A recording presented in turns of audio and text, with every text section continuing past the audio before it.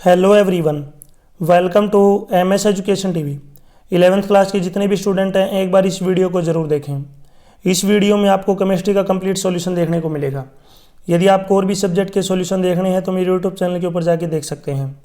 और यदि आपको क्वेश्चन पेपर डाउनलोड करने हैं विद आंसर तो इसी वीडियो के डिस्क्रिप्शन में आपको वेबसाइट का लिंक मिल जाएगा, वहाँ से आप इनको डाउनलोड कर सकते हैं।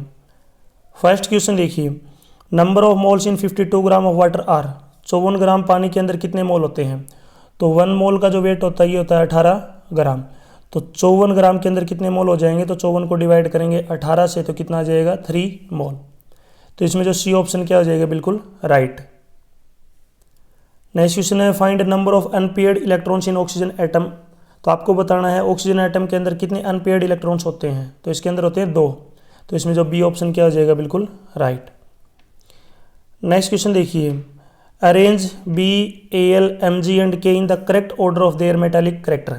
आपको जो इन सभी को जो है आपको करेक्ट ऑर्डर के अंदर जो है इनको अरेंज करना है मेटालिक करेक्टर के अकॉर्डिंग। ठीक है, तो सबसे पहले क्या आएगा? के, उसके बाद आएगा एम जी, उसके बाद ए एल और लास्ट में आएगा बी। तो इसमें जो डी ऑप्शन क्या होगा? बिल्कुल राइट।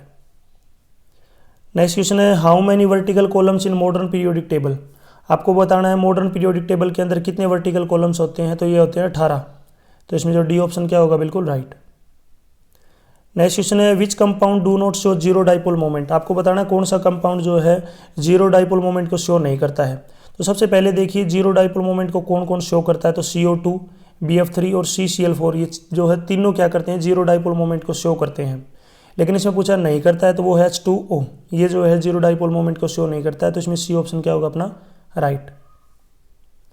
नेक्स्ट क्वेश्चन है, which type of intermolecular force exist in Cl2 and CCl4। आपको बताना है Cl2 और CCl4 के अंदर जो है कौन सा इंटरमोलिकुलर फोर्स होता है। तो इसके अंदर होता है डिस्पर्जन फोर्सेस। तो इसमें जो सी ऑप्शन क्या होगा? अपना राइट।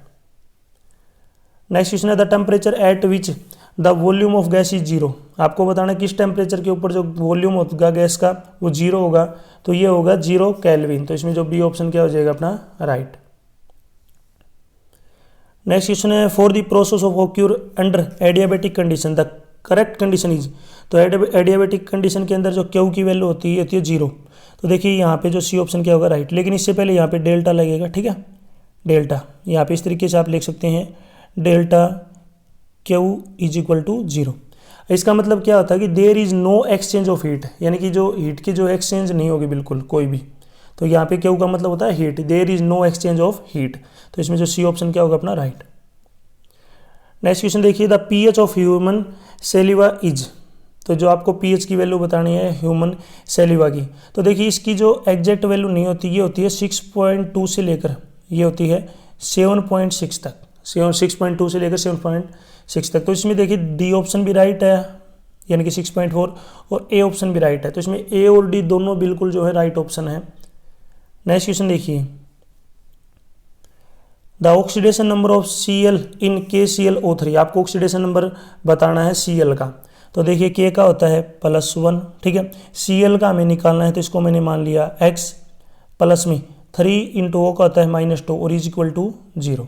सोल्व कर लेते हैं तो 1 + x, 3 के -2 से मल्टीप्लाई करेंगे -6 is equal to 0।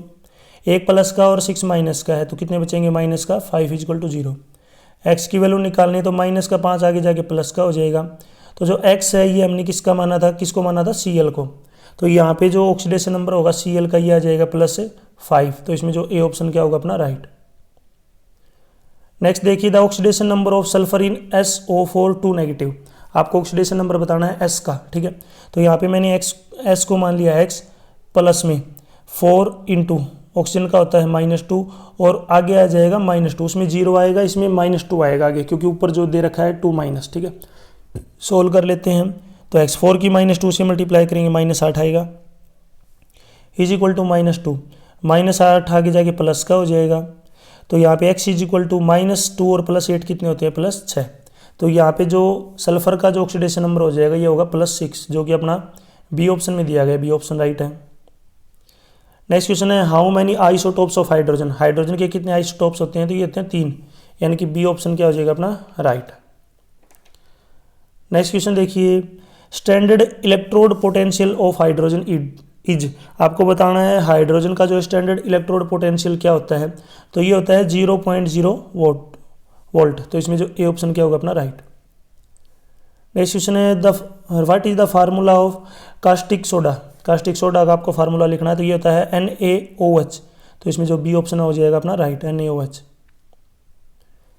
Next question है which alkyl metal having least melting point. तो किसका जो है सबसे कम मेल्टिंग पॉइंट होता है, तो ये CS का होता है। CS का मतलब क्या है, यहाँ पे मैं लिख देता हूँ Caesium, ठीक है, कैसियम, ठीक है।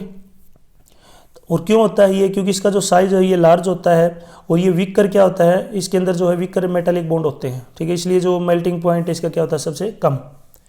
इसको बोलते हैं हम सेसियम, यानी कि CS। तो डी ऑप्शन राइट होगा। नेक्स्ट है thermodynamically the most stable form of carbon is.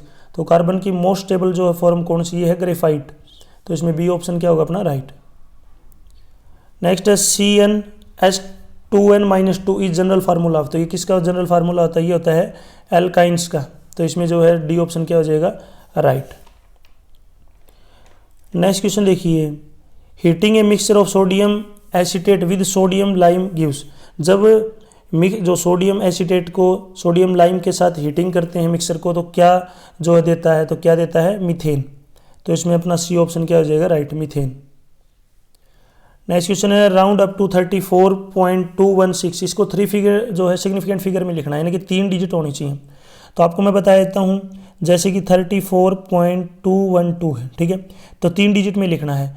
तो जो लास्ट वाली डिजिट होगी ना 3 जो है थर्ड नंबर वाली, यानी कि 2, इससे राइट वाला नंबर अगर आपका 0, 1, 2, 3 और 4 आ जाएगा, तो जो पहले जो नंबर ये 2 दिख रहा है, ये 2 का 2 रहेगा। इसके अलावा 5, 6, 7, 8 और 9 आ गया, तो उसमें एक नंबर बढ़ जाएगा, तो ये जो 2 है ना ये 3 हो जाएगा। अगर यहाँ पे बात करें, जैसे कि इसकी बात करूँ, तो इसका जो है सिग्निफिकेंट वैल्यू बताऊँगा, तो ये बनेगी 34.2। 34.2 इसका राइट आंसर है। लेकिन इसी की जगह अगर ऐसे आ जाता है 34.25 या 6, 7 आ जाता है, ठीक है, 6, 7। अगर इसको लिखना पड़ता तो 2 के बाद 6 आ गया, तो इसको 34.2 नहीं लिखेंगे, क्या लिखेंगे 34.3, ठीक है। तो ये आपको याद रखना है। तो इसका जो सिग्निफिकेंट जो फिगर होगी ये होगी 34.2, इसका राइट आंसर होगा। नेक्स्ट क्वेश्चन है which of the following species will have largest size. Largest size बताना है आपको, ठीक है। तो मैं आपको लिस्ट और लार्जेस्ट सभी बता देता हूँ। तो सबसे पहले अगर साइज के अकॉर्डिंग बात करें, तो सबसे बड़ा जो पहले आएगा mg, उसके बाद उससे छोटी साइज होती है al की, उसके बाद उससे साइज छोटी होती है mg2+ की, और लास्ट में होती है al3+ की, ठीक है, al3+। तो सबसे बड़ी साइज यहाँ पे बतानी है, तो mg की सबसे बड़ी साइज है। तो यहाँ पे जो फर्स्ट वाला ये क्या हो जाएगा अपना राइट। सबसे छोटी पूछ लेते तो al3 positive. Next right general electronic configuration of P block element. तो जनरल कॉन्फ़िगरेशन बतानी है पी ब्लॉक एलिमेंट की, तो ये होती है NS2 NP1 से लेकर 6 तक, 1 to 6, ठीक है, NS2 NP1 to 6, 1-6 भी बोल देते हैं। नेक्स्ट है what is Boyle's law. Boyle's law क्या होता है, तो बॉयल्स लॉ के अंदर जो टेम्परेचर होता है ये आपको याद रखना है, कांस्टेंट होता है, ठीक है। बॉयल्स लॉ के अंदर जो टेम्परेचर होता है ये होता है कांस्टेंट। इसमें जो P होता है आप कह सकते हो डायरेक्टली प्रोपोर्शनल टू 1/V। अगर आप डायरेक्टली बोलना चाहेंगे तो एक साथ बोलना पड़ेगा 1/V, लेकिन आप इन्वर्सली बोलना चाहें तो आपको बोलना पड़ेगा P inversely proportional to V, यानी कि प्रेशर जो है वॉल्यूम के क्या होता है इन्वर्सली प्रोपोर्शनल। यहाँ पे फार्मूला बनता है P/P2 = V2 ऊपर आएगा, V1 नीचे, क्योंकि इन्वर्सली है, ठीक है। बाकी आप शॉर्टकट में यहाँ तक लिख देंगे ना तो भी आपके पूरे नंबर हैं, कोई दिक्कत नहीं है। नेक्स्ट है what is constant in Charles law. तो चार्ल्स लॉ के अंदर जो है क्या कांस्टेंट होता है, तो चार्ल्स लॉ के अंदर जो प्रेशर होता है ये क्या होता है आपका कांस्टेंट, ठीक है। इसके अंदर जो प्रेशर होगा वो होगा कांस्टेंट। नेक्स्ट है what is oxidation process. Oxidation process क्या होती है, तो शॉर्टकट में लिख सकते हैं आप इसको रिमूवल ऑफ हाइड्रोजन, ठीक है, रिमूवल ऑफ हाइड्रोजन। एंड ये तो हो गया रिमूवल ऑफ हाइड्रोजन, और इसके अंदर लिख सकते हैं एडिशन ऑफ ऑक्सीजन। इसी को क्या बोलते हैं हम ऑक्सीडेशन प्रोसेस, यानी कि रिमूवल ऑफ हाइड्रोजन का बाहर निकलना, और एडिशन ऑफ ऑक्सीजन का ऐड होना, इसी को ऑक्सीडेशन प्रोसेस बोलते हैं। Next which is reducing agent in the following reaction. तो यहाँ पे रिएक्शन दी गई है, इसके अंदर आपको बताना है कि रिड्यूसिंग एजेंट कौन है। तो रिड्यूसिंग एजेंट कौन हो जाएगा, जिंक, यानी कि Zn। आप इसको लिख सकते हैं Zn क्या हो जाएगा, रिड्यूसिंग एजेंट। नेक्स्ट है why is Na less reactive than K. जो Na है वो लेस रिएक्टिव क्यों है। तो एक बात तो आपको याद रखने की, जो सोडियम है उसका साइज़ क्या होता है, छोटा होता है किससे, पोटासियम से, ठीक है। एंड जो सोडियम इसका साइज़ क्या होता है, छोटा होता है पोटेशियम से।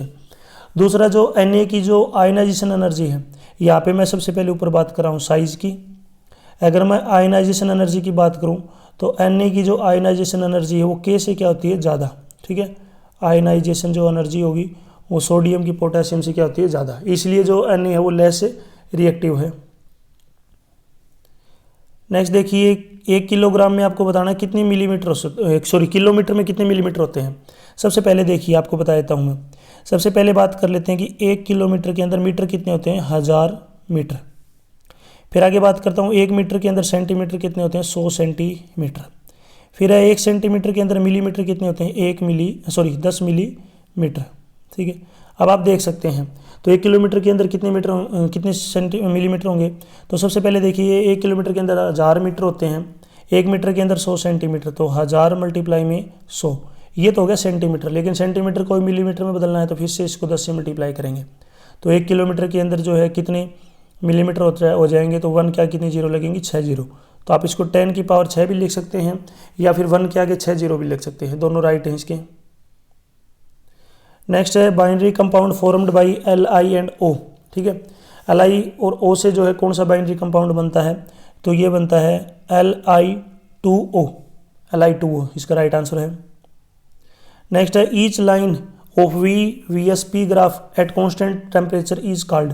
तो इसको बोलते हैं हम क्या, आइसोथर्म, ठीक है। यहाँ पे इसको बोलते हैं हम आइसोथर्म, ठीक है। बाकी अगर इसने जो है कंप्लीटली किसी ने हो सकता है इसको था आइसोथर्मल भी लिख दिया हो, ISOTHERMAL, तो दोनों राइट हैं, बिल्कुल कोई दिक्कत नहीं। लेकिन आइसोथर्म अगर लिखना चाहें तो इसको प्रीफ्रेंस देंगे जरूर, आइसोथर्मल भी राइट है इसका। नेक्स्ट है in a reaction acceptor of electrons called. तो जो रिएक्शन होती है उसके अंदर जो इलेक्ट्रॉन्स का एक्सेप्टर होता है उसको बोलते हैं ऑक्सीडाइजिंग एजेंट, ठीक है। ऑक्सीडाइजिंग एजेंट बोलते हैं रिएक्शन के अंदर जो इलेक्ट्रॉन का एक्सेप्टर होता है। नेक्स्ट है dash number of hydrogen bonds in water molecule in CuSO4 5H2O, ठीक है। इसके अंदर आपको बताने हैं कितने जो हैं हाइड्रोजन बॉन्ड पूछे इसने, हाइड्रोजन बॉन्ड वाटर मॉलिक्यूल के, तो इसके अंदर एक ही होता है, यानी कि 1, इसके अंदर क्या होगा 1, 1।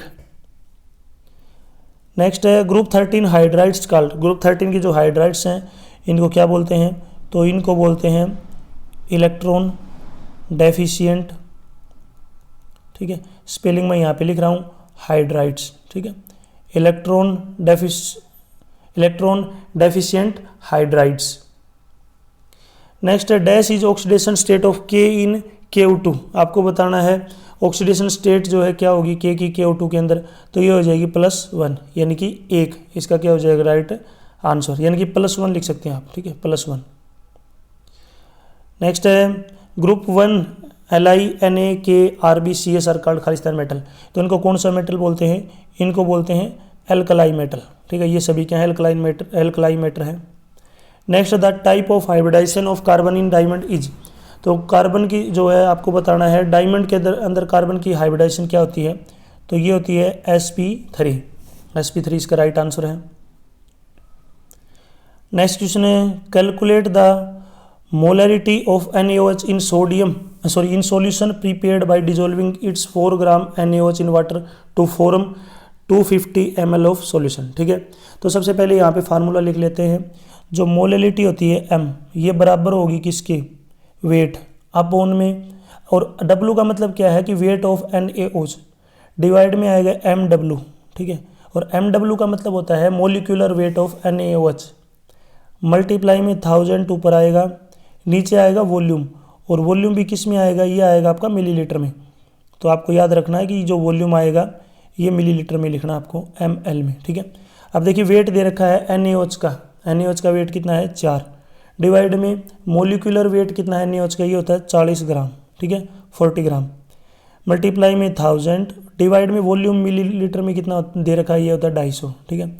सोल्व कर लेते हैं, 250 से काटेंगे 1000 को ही तो ये 4 पे कटेगा, 4 से काटेंगे 40 को 10 पे कटेगा, तो ऊपर बच गया 4, नीचे बच गया 10, 4 को जब 10 से डिवाइड करेंगे तो 0.4, और ये क्या होता है m, यानी कि मोलरिटी, यहाँ पे क्या आ जाएगा मोलरिटी, तो इसका राइट आंसर क्या हो जाएगा 0.4। नेक्स्ट है what will the wavelength of a ball of mass 0.1 kg moving with velocity of 10 metre per second. तो आपको जो है वेवलेंथ बतानी है, तो वेवलेंथ का डायरेक्ट फार्मूला आता है, तो यहाँ पे मैं लिख लेता हूँ वेवलेंथ, ठीक है, वेवलेंथ, इसका फार्मूला आता है h अपॉन में mv।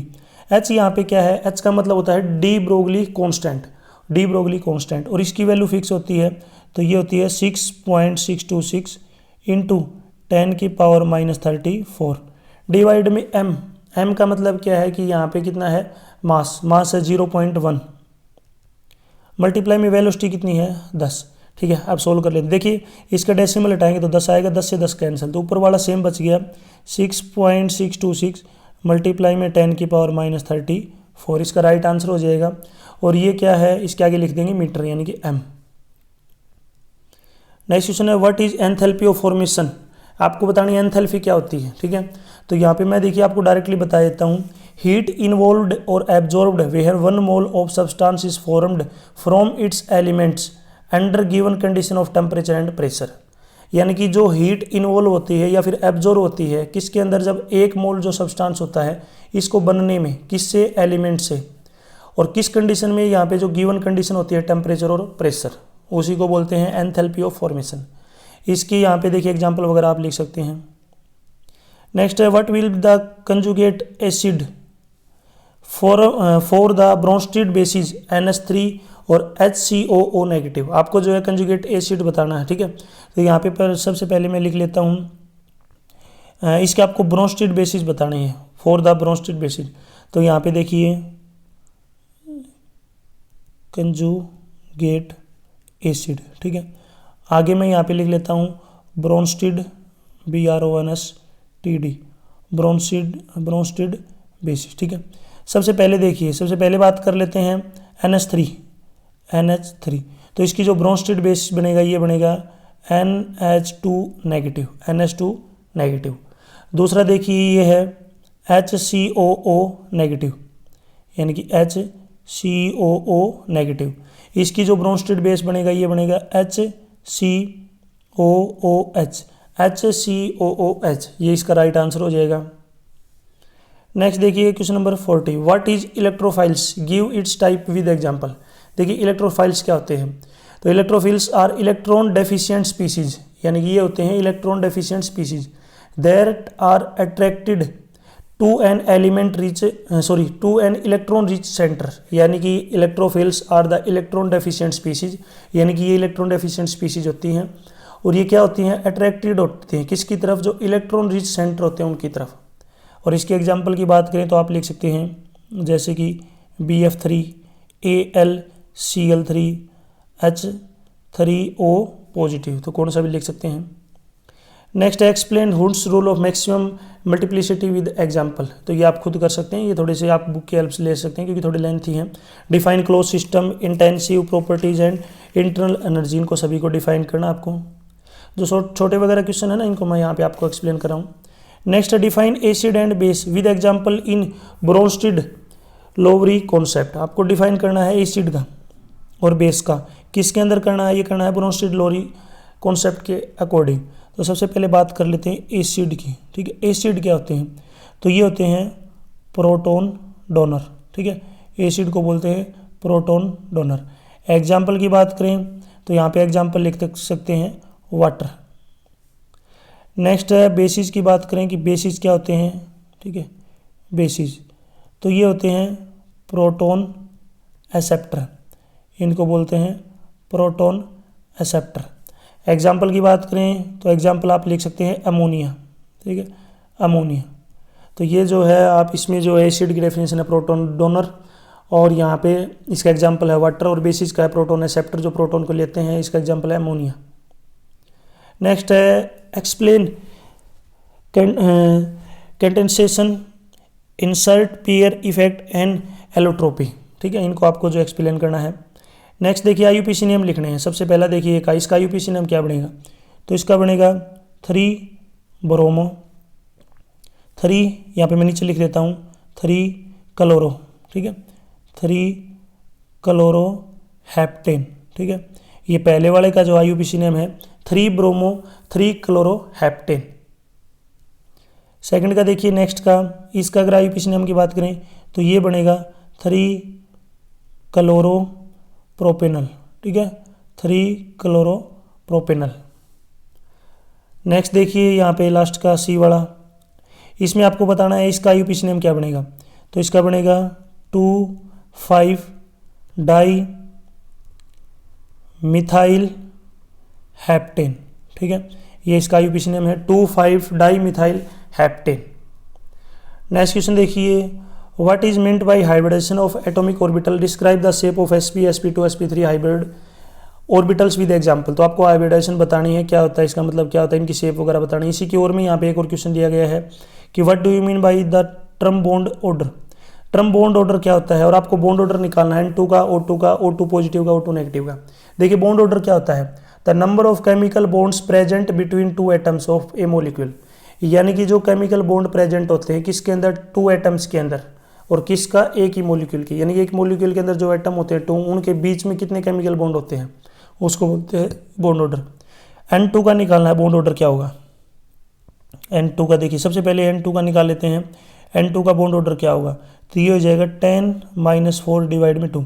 10-4 कितने होते हैं, 6 डिवाइड में 2 यानी कि 3। N2 का जो बॉन्ड ऑर्डर होगा ये होगा 3। नेक्स्ट देखिए O2 का, देखिए O2 का बॉन्ड ऑर्डर क्या होगा, तो 10-6 डिवाइड में 2 यानी कि 4/2। 4/2 का मतलब 2, तो O2 का बॉन्ड ऑर्डर कितना होगा, 2। नेक्स्ट है O2 पॉजिटिव का निकालना है, तो O2 पॉजिटिव का कितना आ जाएगा, 9-6/2 यानी कि 3/2। 3/2 कितना होता है, 1.5। अगर आपको डिटेल में जानना है तो आपको जो है नेट के हेल्प से जो इनको देख सकते हैं। यहाँ पे मैं आपको डायरेक्ट बता रहा हूँ। O2 नेगेटिव का बॉन्ड ऑर्डर निकालना है तो ये होता है 10-7 डिवाइड में 2 यानी कि 3/2, ये भी कितना आ जाएगा, 1.5। तो सभी का यहाँ में मैंने आपको बॉन्ड ऑर्डर बता दिया। N2 का 3, O2 का 2, O2 पॉजिटिव का 1.5 यानी कि डेड, O2 नेगेटिव का भी 1.5 यानी कि डेड। नेक्स्ट देखिए वुड्स रिएक्शन क्या होती है, तो Wurtz reaction is an organic chemical coupling reaction where in sodium metal is reacted with 2 alkyl halides in the environment provided by a solution of dry ether in the order to form a higher alkane along with a compound containing sodium and a halogen। अगर आपको और shortcut में लिखना है तो आप shortcut में भी लिख सकते हैं, लेकिन अगर आपको लेंथी लिखना है तो यहाँ पे मैंने आपको डेफिनेशन बता दी है। एक बार दोबारा से मैं आपको रिपीट कर देता हूँ, ठीक है। इसके अलावा अगर आप डेफिनेशन शॉर्टकट में लिखना चाहें तो वो आपके ऊपर डिपेंड करता है। देखिए Wurtz reaction is an organic chemical coupling reaction where in sodium metal is reacted with 2 alkyl halides in the environment provided by a solution of dry ether in order to form a higher alkane along with a compound containing sodium and a halogen।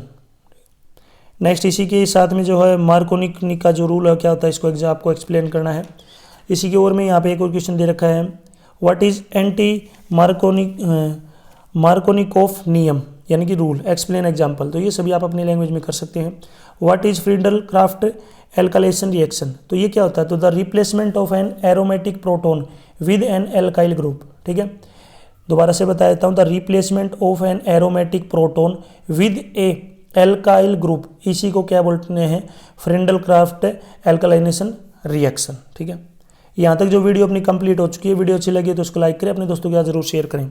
यदि आपको और भी इस subject के sold question paper की important question की video देखनी है तो मेरे यूट्यूब चैनल के ऊपर जाके देख सकते हैं।